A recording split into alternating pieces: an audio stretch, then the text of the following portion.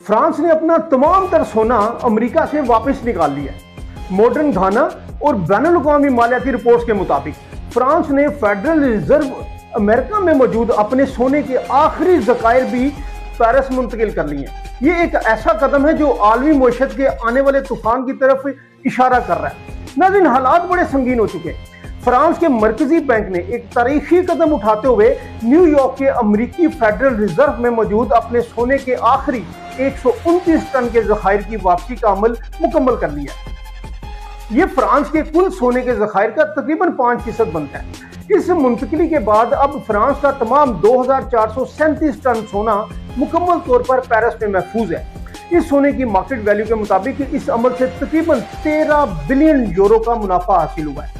फ्रांसीसी हुकाम के मुताबिक इस इकदाम का मकसद मुल्क के असासों को मुस्तहकम करना और उन्हें बराह रास्त अपनी निगरानी में लाना है, और ये अमेरिका के लिए एक बहुत बड़े खतरे की घंटी है। फ्रांस का ये फैसला महज एक मुंतकिली नहीं है, बल्कि एक वाज़िया पैगाम है कि जब बड़े ममालिक अपना सोना अमेरिका से निकालकर अपने घरों में वापस लाना शुरू कर दें तो इसके दूररस असरात मुरतब होते हैं। ये सबसे बड़ा सवाल है, वो है अब एतमाद की कमी। ये इस बात की अलामत है कि अब यूरोपीय ताकतें अपनी मालियाती हिफाजत के लिए अमेरिका पर कतई भरोसा करने को तैयार नहीं। आप आसान अल्फाज में ये समझें कि अब डॉलर का जवाल शुरू हो चुका है। जैसे जैसे ममालिक डी डॉलराइजेशन यानी कि डॉलर पर इंसार खत्म करने की तरफ बढ़ रहे हैं, अमेरिकी मईशत के लिए अपनी बरतरी बरकरार रखना मुश्किल होता जा रहा है। यूक्रेन जंग के बाद जिस तरह रूस के असासे मुंजमद किए गए थे, उसी तरह दुनिया भर के ममालिक को खबरदार कर दिया कि उनका सोना किसी दूसरे मुल्क ख़ुसूसन अमेरिका में महफूज नहीं है।